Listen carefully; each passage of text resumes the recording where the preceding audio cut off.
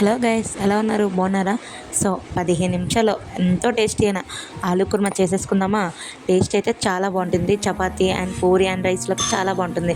Welcome to Anu foods. నేను మీ అనుసా. నా channel first time చూసినట్లయితే ప్లీజ్ సబ్స్క్రైబ్ గైస్.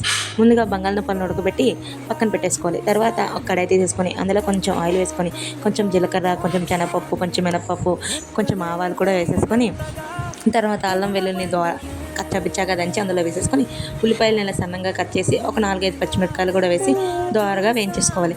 ఇది బాగా వేగిన తర్వాత అందులో మనం ఇందాక పక్కన పెట్టుకున్న బంగాళదుంపల్ని ఇలా ముక్కలుగా కట్ చేసి అందులో వేసుకొని కొంచెం పసుపు, కొంచెం ఉప్పు కూడా వేసేసుకొని బాగా దగ్గరగా మగ్గించుకోవాలి. బాగా దగ్గరగా మగ్గిన తర్వాత అందులోనే మీ రుచికి సరిపడంత కారాన్ని కూడా వేసేసుకొని బాగా ఒక 10 నిమిషాలు వేగనివ్వండి. వేగిన తర్వాత కొంచెం అంటే అర గ్లాస్ వాటర్ని వేసేసుకొని, అంటే ఇది కొంచెం గ్రేవీ రావడానికే వాటర్ వేసుకోవాలి, లేకపోతే గ్రేవీలా ఉండదు కదా.